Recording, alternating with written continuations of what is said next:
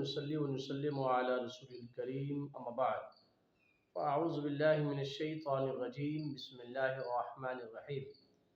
ناظرین گرامی، آج آپ کے سامنے ایک فقہی مسئلہ ذکر کرنا ہے۔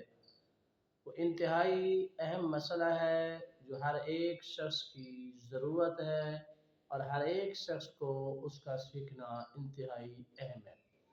بعض اوقات انسان لا علمی کی وجہ سے بہت ساری غلطیاں کر بیٹھتا ہے جو زندگی کے ساتھ ساتھ وہ غلطیاں چلتی رہتی ہیں، مگر وہ کسی ایک سے پوچھنے کی جسارت نہیں کرتا۔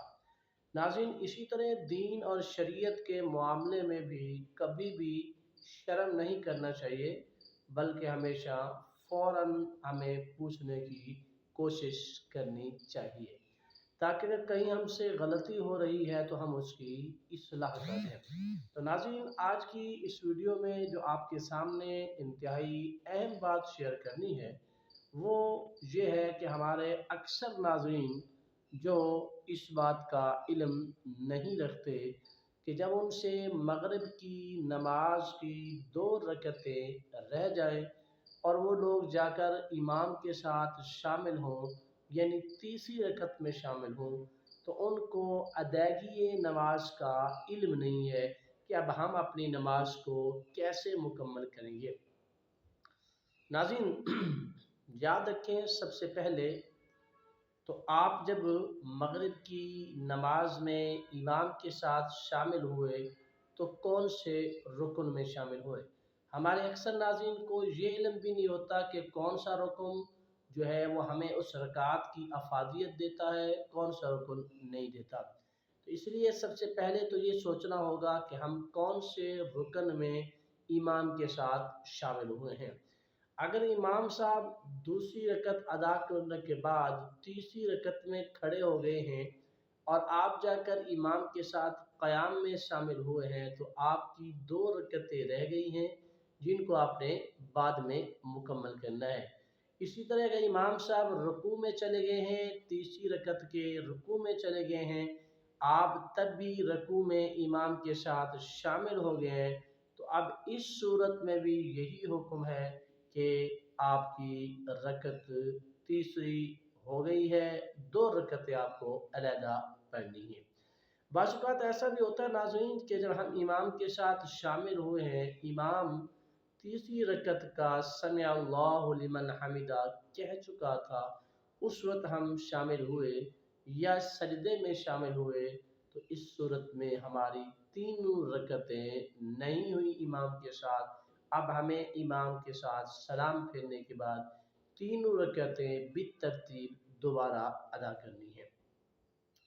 رہا یہ سوال کہ جب آپ لوگ امام کے ساتھ شامل ہوئے، آپ کی 2 رکعتیں رہ گئی تھی، تیسری رکعت کے قیام میں یا رکوع میں شامل ہو گئے ہیں، تو اس صورت میں آپ کی نماز کا طریقہ کیا ہوگا؟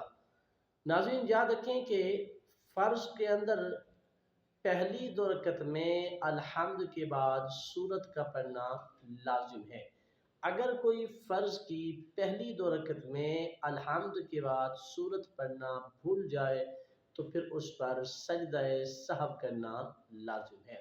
اسی طرح ناظرین، چونکہ انہوں نے اپنے امام کے ساتھ تیسری رکعت کو پایا ہے، 2 رکعت ان سے رہ گئی ہیں۔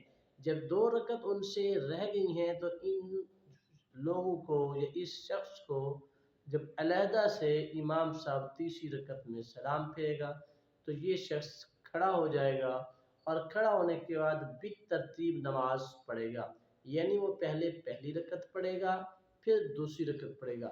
اب پہلی رکعت کا طریقہ یہ ہے کہ پہلی رکعت میں یہ الحمد پڑھنے کے بعد قرآنی سورت پڑھے گا اور پھر اس کے بعد یہ رکوع میں جائے گا۔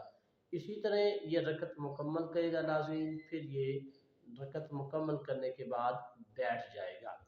بیٹھنے کے بعد اب یہ التحیات پڑھے گا جو کہ درود شریف سے پہلے تک پڑھنی ہوگی۔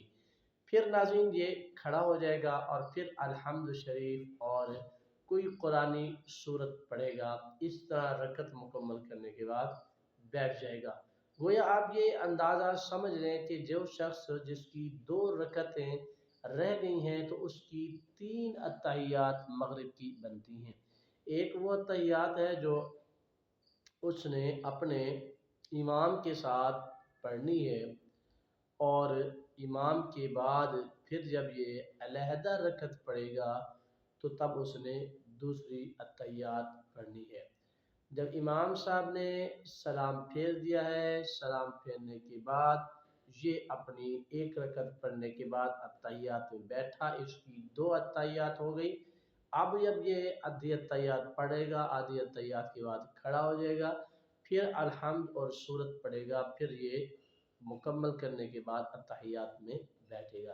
اس طرح ایک اتحیات اس کی امام کے ساتھ ہو جائے گی اور 2 اتحیات یہ علیحدہ پڑھے گا۔ اس طرح سے یہ محکمات